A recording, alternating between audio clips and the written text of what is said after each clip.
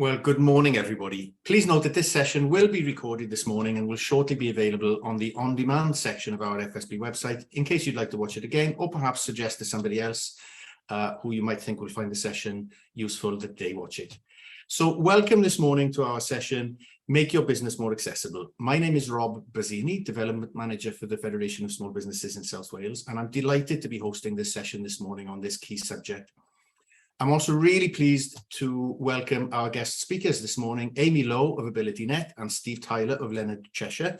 Thanks both for making the time for this morning. And thanks also to our signers, Karen and Liz, for being with us this morning. Many of you will know that FSB recently produced its Business Without Barriers report, and this is the third of 3 sessions which are building on that report. The first 2, by the way, on disability and entrepreneurship and inclusion are available on the on-demand section of our webpage to watch if you'd like to. In terms of the rationale for this third session today, all about accessibility, it's sometimes not clear to small businesses in their given situations, their given circumstances, just what accessibility means to them. Just what are the key areas they should be thinking about, how they should be operating, how they can serve their customers in the most accessible way, and so on. So this session is all about exploring those areas, and hopefully, I know that many of you will have heard Steve and Amy speak before, and I know that the session will be really useful for you all in terms of helping businesses understand how they can be as accessible as possible. It's a really simple format for the session today. In a moment, I'll hand over to Amy and Steve for the main presentation. That would be followed by a question and answer session. We've already received some great questions, which we'll try and work through. Please do utilize the question and answer function at the bottom of your screen. I think many of you will be familiar with how that works by now, to ask any questions. And as I say, we'll try and answer as many as we can today. So without further ado, I hope it's okay if I welcome again Amy and Steve and hand over to you for the main presentation. Welcome, Amy, Steve. Hi, Rob. Hi, everybody. It's great to be here today. Hi, everybody. It's Steve Tyler here. And you'll hear me saying mysterious things like next slide, which is me talking to Amy, but forgive that. And thanks, Rob, for the introduction and for hosting us. So I'll lead off with just a very quick introduction then of what we're going to try and cover today. A bit of introductory stuff, why it is that we should even be having this discussion, why is accessibility good for business, what about the legal and moral issues, how do you know if you're accessible, what about easy to do, straightforward things that change your ability to deliver from a business perspective, from being completely inaccessible to ticking lots of boxes for lots of people, relatively straightforward. And then where do you get support from? And we want to pull out of these kind of discussions things like common barriers you experience and the reality. So there are lots of guidance, lots of information you can go and get hold of. But how do you translate that into doable everyday things that are meaningful to you and very quickly translate into stuff for your customers? Next slide. So very quick introduction to me and to Leonard Cheshire. Leonard Cheshire is a pan-disability organisation. We have 130 services across the UK. We currently work in international domain, operate in 54 countries. Our focus is to enable people to live, learn and work in the manner they choose. That's a big agenda, and we absolutely focus on working with partners and engaging with local providers. There is no way we could ever deliver this kind of thing on our own.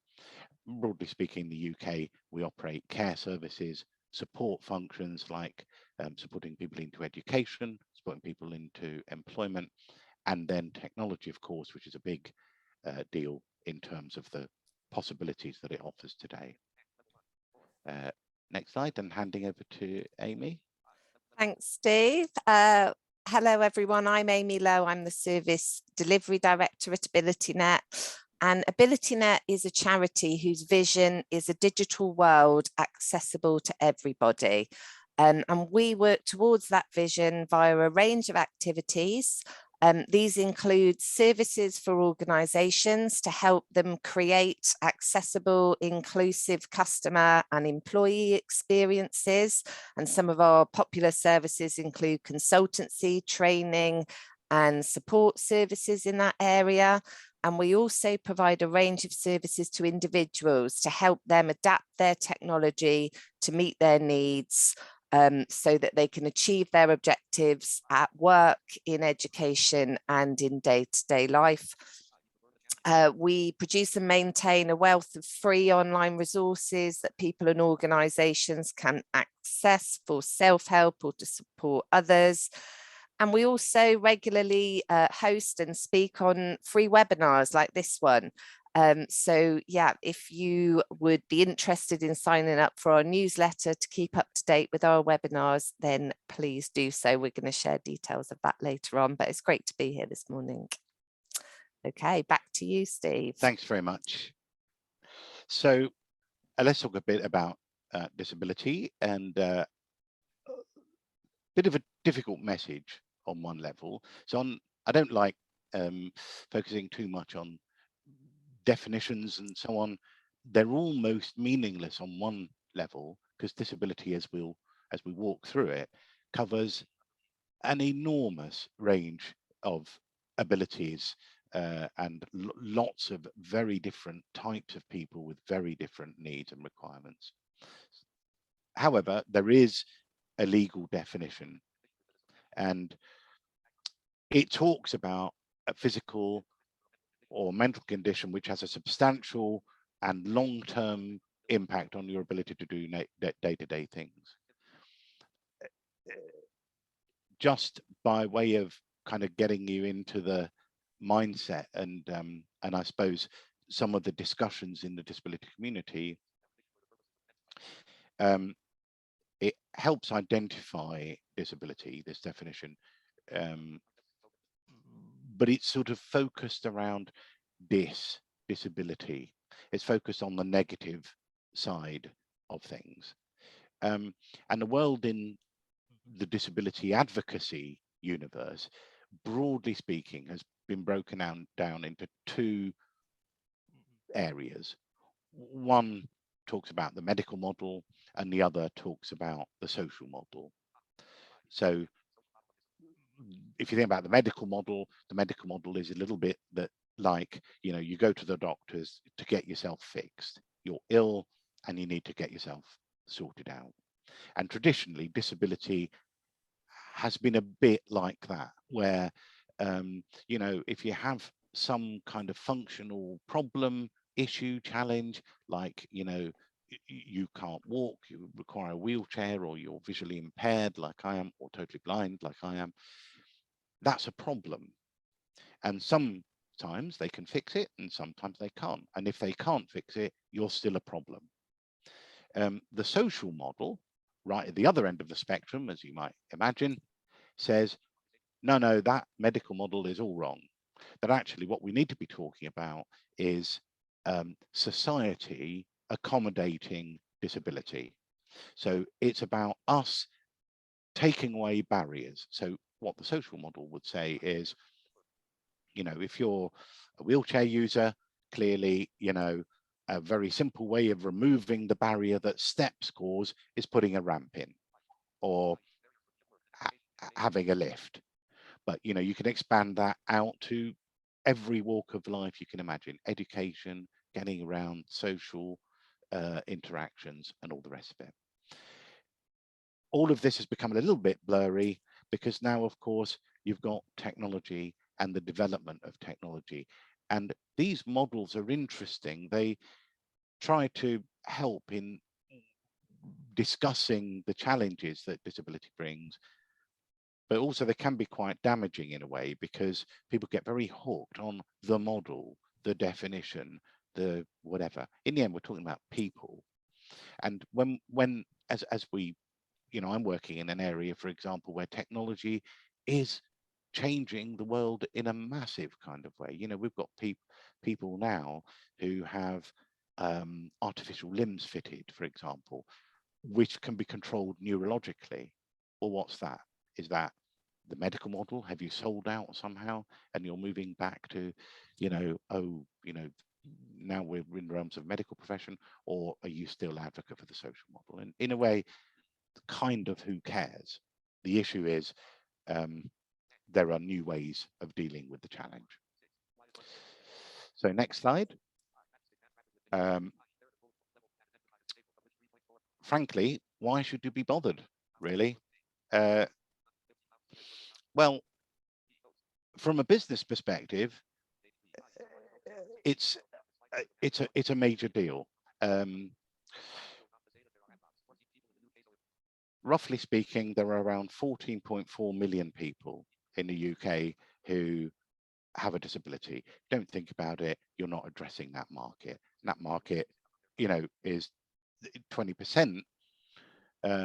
If you just take it as a straightforward number, of course, it's not just 20%, it's friends, family of those individuals. And as a rule, people are social animals, as we all know, and we've all learned big style over the past couple of years.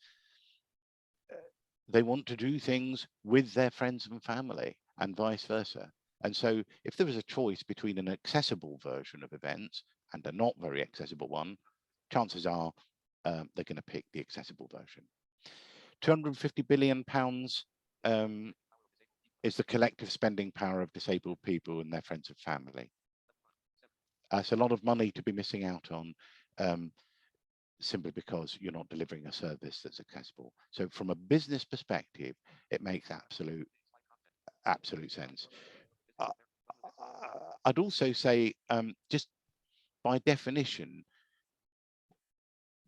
as an employer, just a quick note, making yourselves accessible, in other words, thinking more about disability in terms of who you employ, in terms of how you deliver messages, and we'll get back to some of this later on.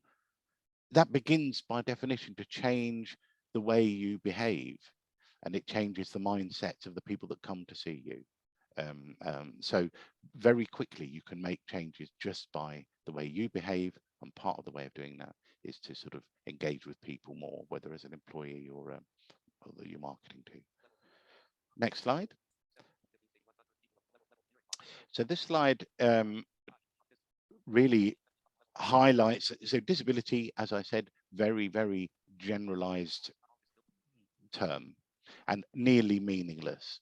And a lot of people back away from it because, you know, it's fraught with kind of legality and definitions and whatever. And almost, you know, when you talk about 14.4 million people, well, what do you do with all that? So this slide tries to break down some of that definition. What does it mean if you took 100 people? You know, how does that translate? So examples include, you know, one of us out of 100 will have a hearing loss, a significant hearing loss. Half of us, out of 200 people, there'll be one visually impaired person. 10 will be dyslexic. There's autism in the mix. And as you can see, you know, lots of examples. I think the most stark one there is 25 of us in any given year will experience a mental health problem, recognizable under the Equality Act. Okay, next slide. So back to why should you bother? Well, firstly, there is a legal obligation. Under the Equality Act of 2010, you've got to be seen to be making reasonable adjustments. So a good example might be, you know, you would have heard on the news some of the very common issues. In fact, only last week, I mean, one person died as a result of attempting to get off an aeroplane by themselves because they weren't getting the support they wanted. They got fed up with waiting. They ended up getting off by themselves and dying. Another person on the railway system last week and that will trigger a legal case, I'm absolutely certain of it, ran into a problem because the elevators weren't working. So there was a wheelchair user trying to get over the bridge, trying to get off the platform and to the exit. Staff wouldn't help because they normally would be using the lift. The lift didn't work. The only option then was to carry the person and the wheelchair up the stairs. This was a health and safety issue for other reasons, and therefore they were in a stalemate. So person ends up trying to get up the stairs themselves. Now, if there had been accessibility, proper thought given to exits, etc., on the station, right from the design stage, that kind of discussion wouldn't have happened. Or if thought had been given to what we mean when we talk about health and safety, and how do you translate some of that legislation when you're confronted with a real situation like that? You know, those are the kind of challenges that we're obliged to sort out through the Equality Act. But there is this catch-all phrase that says reasonable adjustment, and of course that's where you're into legal territory and lawyers. There's also a moral case. It's quite simply the right thing. 80% of people with disabilities acquire that disability during working life. And you know, there is a major issue there around inclusivity in society generally. More than 3 out of 4 workers attach a high importance to diversity, as we describe it, when selecting a place to work. And there's a strong business case for getting it right more generally. So it translates into real stuff. 28% higher revenue if you do it right, and 200% increased likelihood of outperforming peers in the industry. So there is a genuine business case. These are very provable pieces of data, and it makes business sense for all the reasons that we talked about earlier on. So next slide. And this handing is over me to now, Amy. isn't it? Yeah. Thanks, Steve. That was really interesting. So yes, I've got a question here now, which might be in your minds as participants in the webinar.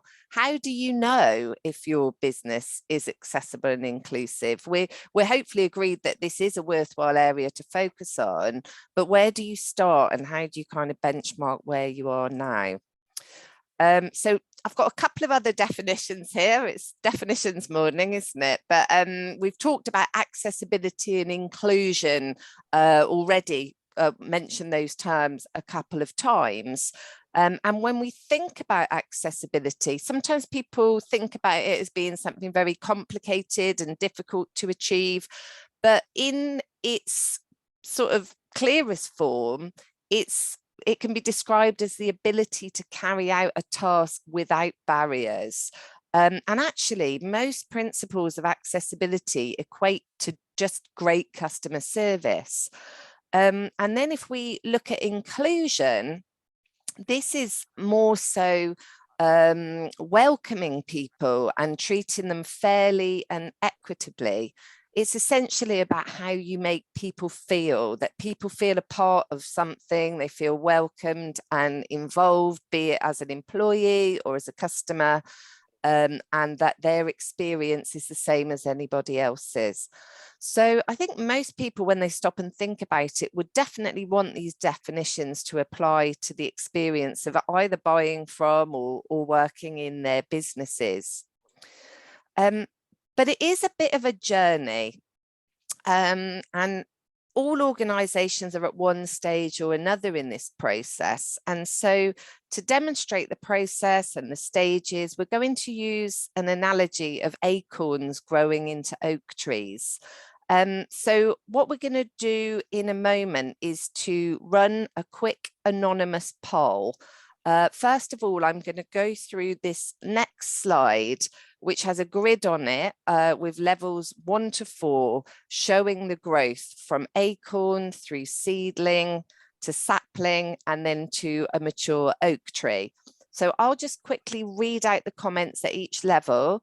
And if you reflect on which one feels most like your organisation right now, and then we will start the poll to anonymously vote. So at acorn level, when you reflect on your business, you might feel that disability is fairly invisible at the moment. The descriptor on the slide says, we don't really have any disabled staff or customers. We'll cross that bridge when we come to it. Then at seedling stage, this is when the business has an appreciation that disabled people do exist in the business and as customers, but the onus is on them to request and perhaps even to advocate for adjustments to working practices or customer experience. And the quote here says, we understand that disabled people may need adjustments, but we rely upon them to tell us what and why it's needed. Then we've got sapling stage, and this is a great step forward. This is where the business has really taken a structured and strategic approach to anticipating and offering a range of adjustments to staff and customers. So the quote here says, we've put a lot of thought into disability inclusion, and we provide a range of adjustments to staff and customers who tell us about their disability and accessibility needs. And then we reach the oak tree stage. So this is where the pennies dropped that actually flexibility and making adjustments to either working practices or providing choice for customers benefits everybody. And here the quote says, we recognise the positive impact on all staff of accessing flexible working, assistive tools, and we make them available regardless of disability. Likewise, we create customer interactions and services with the broadest audience in mind. And it goes on to say we're always listening and open to improving on this, because like any mature tree, it continues to grow and react to the environment around it. So hopefully we can now launch a poll, and if you can vote on there to say where you think you are. So acorn, seedling, sapling or oak tree. And I'll give you a minute to cast your votes. Hopefully it's going to present that poll. I can see it's popped up on my screen, so you can hopefully click on the one that seems to most closely represent where you find yourselves today.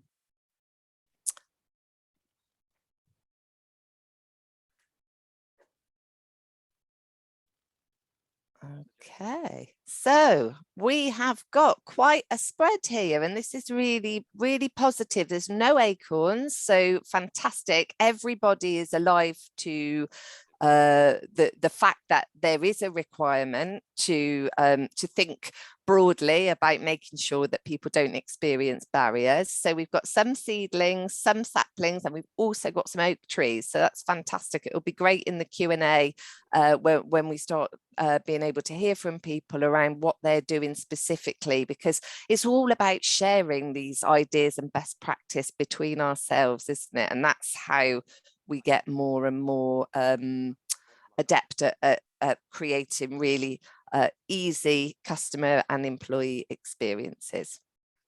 Okay, so we talked a bit about barriers earlier, with barriers in society disabling people, and Steve touched on a couple of examples there. So barriers can be physical. They can be some of the easiest ones to spot, things like access, design and suitability of physical spaces, things like lighting, making sure that's nice and bright for people who might have low vision, removing obstacles around the place, and all of those things. They can also be digital. So this is maybe less easy to spot sometimes. Websites can have design flaws in them that might mean that Steve, for instance, who uses a screen reader to navigate digital platforms, might not be able to discover all the information there if it hasn't been coded appropriately. And similarly with digital documents, which we'll come on to a bit more in a moment. And then they can also be cultural or attitudinal, and linked to people's attitudes and beliefs about differences and how able people are to engage in different activities. Sometimes with the best of intentions, people might try and protect disabled people from or do things for them when actually, you know, they're perfectly independent to be able to do what they're about to do. But in our experience, where there's a will, there's a way, and there are very few barriers that can't be removed or alternatives provided. It's about being flexible, creative, and communicating with people and saying what's going to help you the most. But Steve, you actually had some stats to support this section, some of which were a bit sobering, really. We do. To Amy's point, that mindset, the way we think about disability, there are lots of reasons for some of these thoughts, and lots of history attached to it, some of it very recent. But it informs how people think, even though unconsciously they might not even be aware of that. So in our 3 nuggets, I suppose, I think the most stark one for me is 76% of people who involuntarily lose their jobs do so as a result of either a long-term health condition or an acquired disability. Just think about that. Over 3/4 of people who, one way or another, end up not having a job, and they don't want to be in that position, but they end up not having it, are in that position because it's deemed that they can't do it. Whether they can or can't, the decision is, you're not in a job anymore. We don't believe you can do it. And 23% of, we did some work with recruiting managers. And bear in mind, Leonard Cheshire, so we've got disability all over the tin. So they knew who they were talking to. Also bear in mind what we said earlier about the Equality Act and the fact that you are actually, there is a legal onus there around how you treat people, especially larger corporates. 23% nonetheless felt able to say to us, regardless of all of that, if all things were equal, even if the person in front of me in a shortlist could either perform as well or outperform the competition, I would not recruit that person.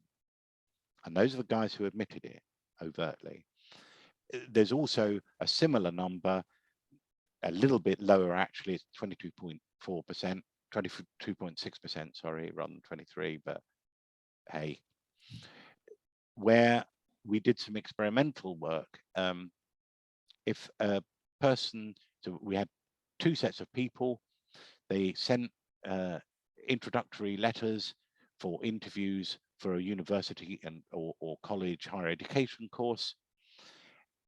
Just under 23% of people who had a disability, but who in every other way ticked all the boxes that everybody else did. It was exactly the same application, simply didn't get a response. So that reflects some of the, and I don't think this is people being horrible, awful, difficult. I think there are lots of things going on there around culture and expectation and fear and not understanding and etc. Yeah. Anyway, Amy. Well, we were just going to pause here and see if we'd had any questions or comments that had come in that we wanted to take now. Let's have a little look in the Q&A. So we've got a question here that says, how would you approach the issue of hidden disabilities, especially ones not actually recognised as official disabilities, from a business owner with said disability perspective within a virtual service-based business setting? I think we will deal with that literally on the next slide. But the short answer, I think, to it is treat everybody as a valuable customer. And I'll try to describe what I mean when we get to that. But fundamentally, make no assumptions, whether they have a hidden disability or don't have one. There are ways of treating people which mean that in general, and you won't always do this right, no one's perfect, etc. But, you know, by doing some very customer centric behaviors and and ways of thinking about it, you will definitely capture the majority for sure. And if you don't, you've given people the way in. Fantastic. Thanks, Steve. So maybe we should go on to our 10 top tips now. So where are we? Right. Okay, over to you for the first 5, Steve. So the first one is exactly what I just said.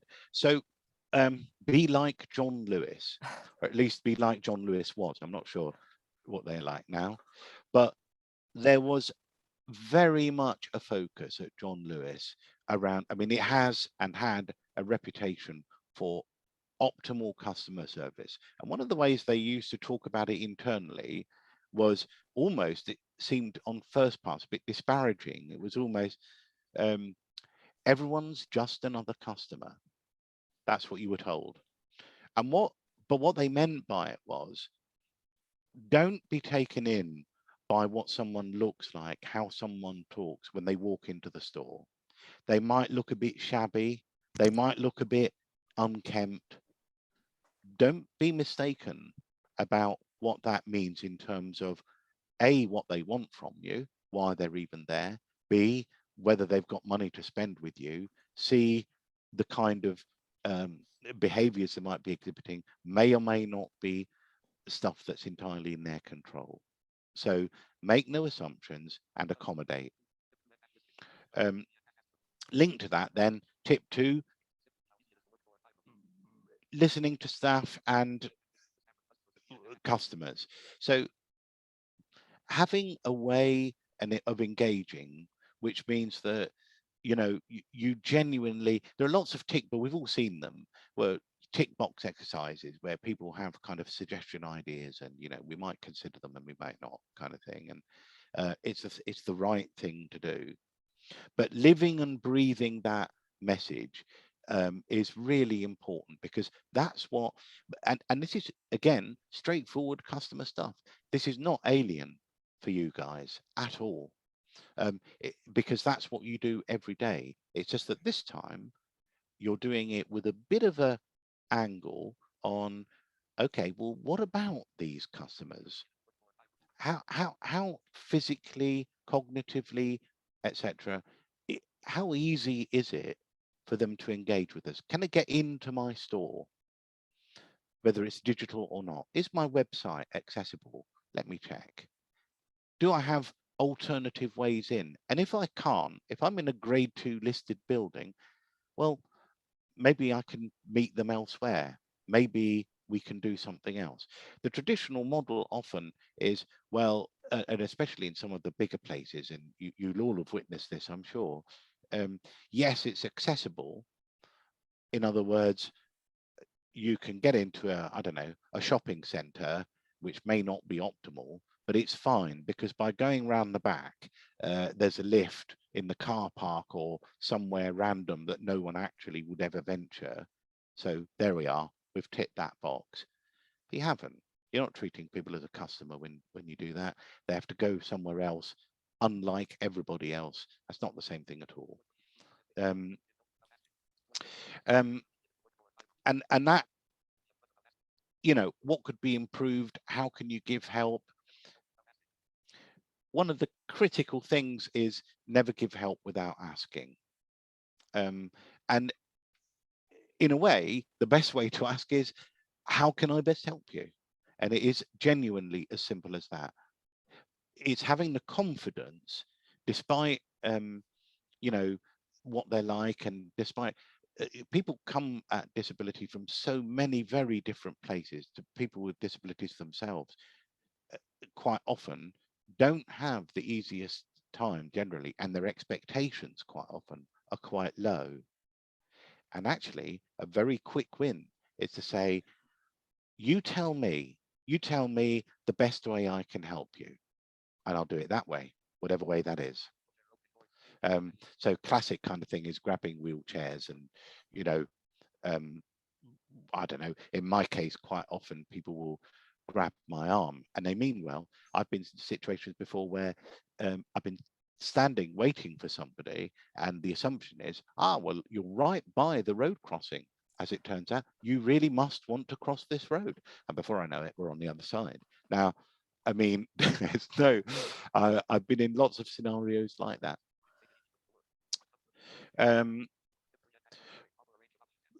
Have a range of options. So a way of delivering on accessibility is having a range of options. So let's imagine you've got a website proposition and you've got a web shop. Well, have you got a way of allowing people to call in? Is there a way of doing stuff in a different way, given that you've got the infrastructure already? And it may be that you even make appointments. It may be that you don't have the staffing to do. The reason you've got a website is because you don't want to do the phone call thing. But if it means getting customers in, and if it means kind of, okay, well, I can deal with you, not right this second because you've just called and I'm in the middle of stuff, but if we make an appointment, we could do it. Or, you know, come and visit me and we'll make an adjustment in that way. Or is there an alternative way of engaging through a third party? What about family and friends? What about, so there are lots of ways. Be patient and empathetic. Again, bog standard customer service stuff. And when I focus on customer service, and what I mean, if you think about what really good customer service is, quite often, actually, from an accessibility point of view, really good customer service is first class customer service. So a really concrete example for you. If I travel on the train, if I travel first class, which I very rarely do, but it is by definition fully accessible. Why? Because they've got people there. They've got people that will go to the buffet and get stuff for you or bring it to your seat. They've got people that will help you with your bags when you get on and off the train. They've got a means of easily summoning somebody. They've got, I don't know, a loo which is wheelchair accessible. They've got, you name it. This is all in the name of first class, in inverted commas, customer service. But actually, by definition, what they've really said is, we're going to treat, we've listened to what people would really like. It's a bit of a premium service, but there you go. If you pay more, we'll deliver it for you. Actually, I would argue that it should always be first class customer service. One of the good tests, I used to work lots of different pieces of work that I've done in the past around accessibility, but worked with a company in Nottingham, and a way of easily testing this, really simple. Would I treat my mum like it? Would I treat my mum in this way? Actually, that working with a transport provider, and you know, they wanted to revamp the whole way customers engage, and customers were complaining left, right, and centre about the service, the timetable. They couldn't see the numbers on the buses. Bus drivers were rude and obnoxious. You know, everything was bad. And one of the ways they implemented the new kind of set of things was, how can you easily know what's going on? Is it sensible when you've pulled away and someone fell over because they hadn't quite sat down because you pulled away too sharply from the bus or before they'd sat?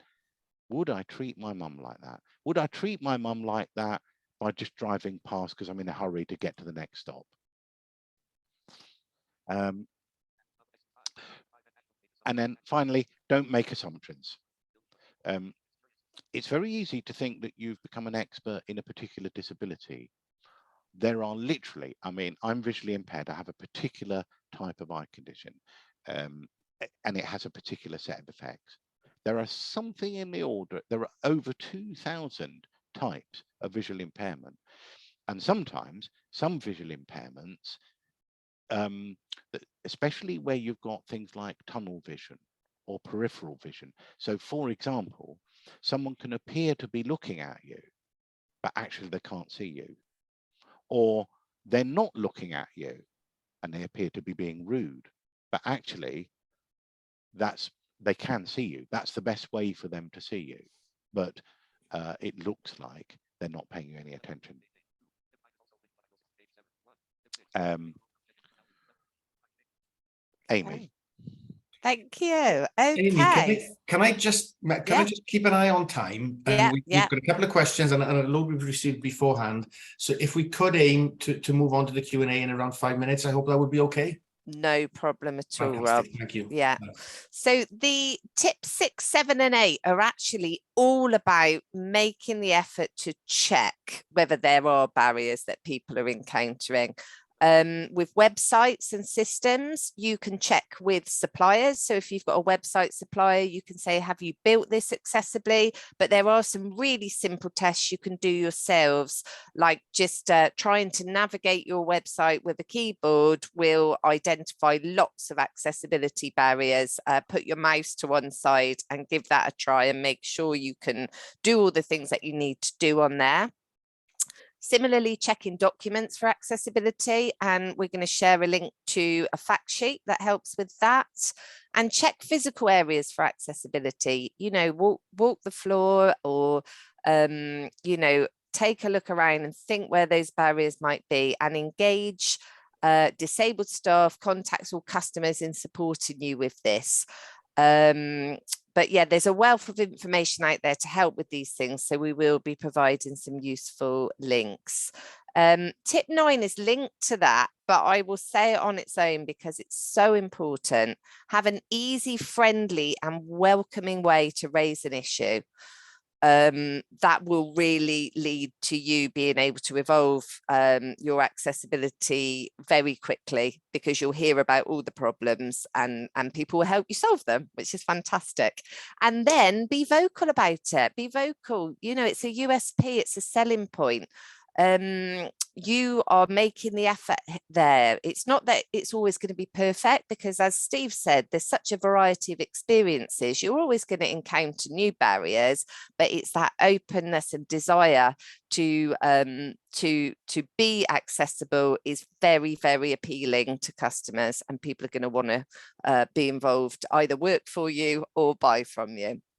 So we'll just pop on to some useful links, which will be, I think the slides will be shared afterwards, so you'll be able to access these. We've got the Disability Confident Employer Scheme here, fantastic set of resources, which are in the process of being refreshed. Actually, there's some new ones coming out soon.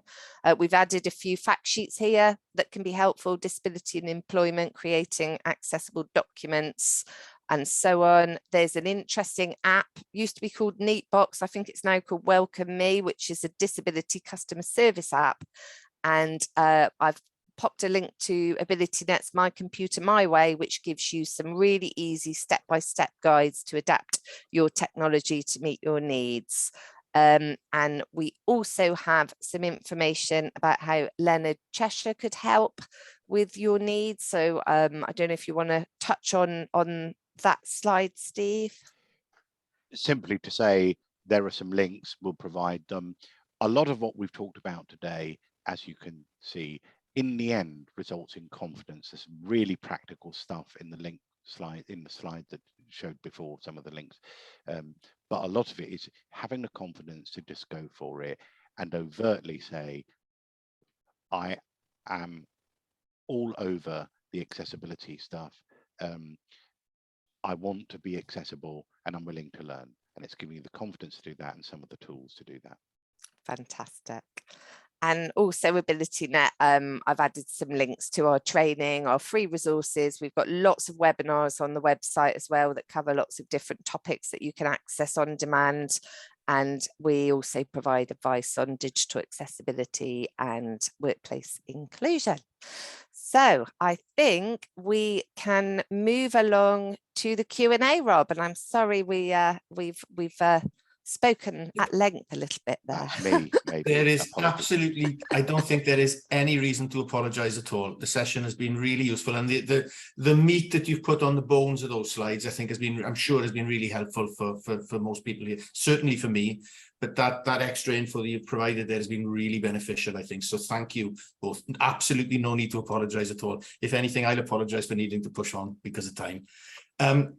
Listen, a couple of themes coming through for me there: flexibility, communication, customer service. There are some questions which we've received previously, which we'll come on to. But perhaps first of all, if we have a look at the questions that we haven't had a chance to address yet in the Q&A box. So firstly, how do we distinguish between barriers to carry out the task and the tasks that actually require the staff to learn to complete, such as computer literacy? So what's a barrier and what's a task, I think, is the question.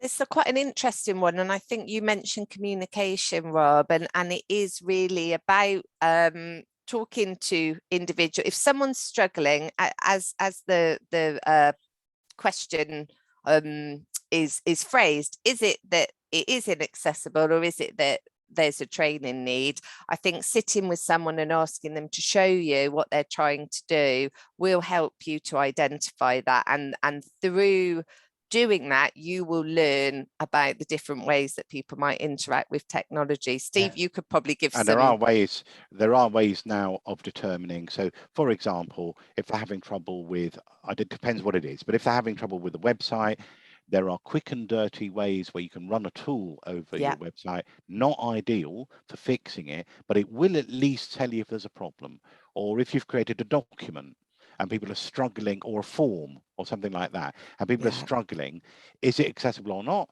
Well, happy days, because in Office 365 these days, there are accessibility checkers, which you can fire up, do a quick run through, see if it highlights anything, and it's at least going to tell you, look, is this something to do, or could you help the situation by making this accessibility thing go away?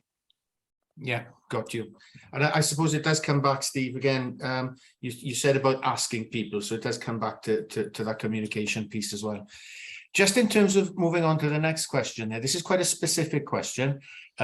We've tried hard to make ourselves, this is an art workshop provider, as accessible as possible for a range of people, and we're expanding. The buildings available for our business nearby are grade 2 listed, first floor, poor access for wheelchair users. There's a chairlift, but no space for the lift, for example. Fire safety is a concern. Using an evacuation chair, supporting others down the stairs in particular. Are there any recommendations you have, or who could be, this might be the key question here, it's a very specific question, who could this business reach out to regarding accessibility funding opportunities and for advice generally, I suppose, on this? There are advisors in the business, there are consultants who can help, and I can provide that offline to whoever needs it, if that's helpful. I would also, though, I mean, there are, unfortunately, especially in lots of our cities and towns, there are lots of grade 2, there are lots of buildings that frankly just don't lend themselves. So there is a limit to what you can physically do. And that is a problem. Now, just from a legal point of view, and I don't advise that you go down this route simply because that is not customer centered, but from a legal route, it comes down to the word reasonable adjustment. Is it reasonable to adjust the building in such a way that it basically, if it meant that you're going to have to knock it down and start again, well, clearly that's not a reasonable ask. If there were going to be ways that you could fix it that were possible for you to do that made it better, well, okay, that may be more reasonable. An even better reasonable adjustment might be if you know there are going to be people with disabilities joining that course, you might choose to hold this particular one in a different location, in a hotel down the road, in whatever. Now, I know that's flexibility in inverted commas, which may come at a cost or a different cost in one way or another, that makes you have to think about how to absorb that. But that is, I take that seriously. There it is, you've got a situation emerging, but it's fine, you're ready for it. There are times when the building, for whatever reason, it may be because of the course material that you're running on this occasion. It may be because the demands of the people on this particular cohort, people that who want you to do something slightly different. For all sorts of reasons, you might have to not have it in the place that you would normally have it in. Yeah. And Great. also Thank in you. this new hybrid world, sorry, Rob, I didn't mean to interrupt. In this new hybrid world, a lot of these very practical activities have been undertaken via Teams or Zoom. And so sometimes that can be a secondary option to allow people to engage through video link. You really need to go there at all. Yeah. Yeah. Great, thank you, thank you. And two comments put in the box there, the Q&A box.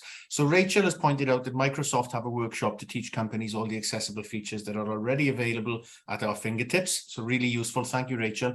And Jane has she's written there, great simple tips are so important for SMEs to implement. Thank you. So those tips have clearly been useful there, and as I mentioned, the flesh on those tips that you provided was really useful as well. So some questions that we've received before the session. Sorry, I'm worried about saying or doing the wrong thing. How would you deal with my concerns?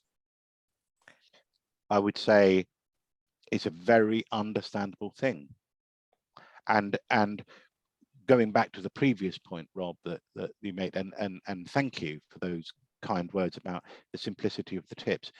They are simple. The challenge isn't really that it's the embedding it into the way of thinking and working and doing. That's the critical bit. And in a way, it's all about a level of confidence and certainty in how you think and how you behave, and that you've at least considered it. No one is going to criticize, frankly, and you know yourselves, you've just absolutely focus on the customer service angle. If you walk into a store and no one's interested, they're rude and obnoxious, they appear to walk away when you try to talk to them, you can't, they're busy having a conversation while you're trying to attract their that leaves you right there as an able-bodied person. You're thinking, you know what, well, that's what it's like. That's what it's like if somebody walks in and no one is paying attention. If you are paying attention, even if it is as basic as, if you like, I'm listening to you, I'm paying attention, I want to know what I can do that would make this transaction easy for you. You tell me, and whatever if I can do it, I will. Yeah. Right there, that breaks the barrier. Right there, that is, I'm engaged, I'm listening to you, I'm treating you as an individual. Great, thank you, thank you. There are two questions that I would like to touch on really quickly, if I can, Amy. I hope it's okay if we move on to them. Yeah. I'm sure that you both have comprehensive answers to all of these questions. We do have the time constraints today. The two questions are, I'm apprehensive about costs which may be involved when I try to become more accessible. So that was a theme which came through about costs. We know that small businesses want to do the right thing. Sometimes costs are perceived to be a potential barrier. And the second question, which is kind of a theme from 4 or 5 other questions that we've had, I'm rolling them together, is how would you overcome a culture of negative attitudes towards a business becoming more accessible? So 2 questions, if we can touch on them really quickly, I hope that would be okay. So I think a lot of negative attitudes are attached to, you've done right to link them, Rob, because a lot of negative attitudes are attached to concerns about difficulty and cost. And it's interesting, there was, I might even have been a Leonard Cheshire study that said that 59% of reasonable adjustments cost absolutely nothing, and most are very low cost. And again, going back to the comment about Microsoft, there's an awful lot of tech and adjustments that are already at our fingertips that we don't know about. So and there is funding available as well through Access to Work for lots of things. So I think it's about dispelling the fears, finding out what's worrying people, if it's cost, if it's feeling awkward, and just tackling those again with tips like Steve's to say, what about if it was your mum, you know, what would you do? And having a plan, that's critical. So if, for example, retrofitting does cost more, if you're going to try and fix something after the event, that's always, some of those things do come at a cost. But if, for example, you're about to move into a new building, if you're about to commission a new, I don't know, accountancy package, a new website, then is the time to say, by the way, web developer, I want you to assure me that you're going to make this website compliant with accessibility legislation. And that's when to do it, because it is at no cost at that point.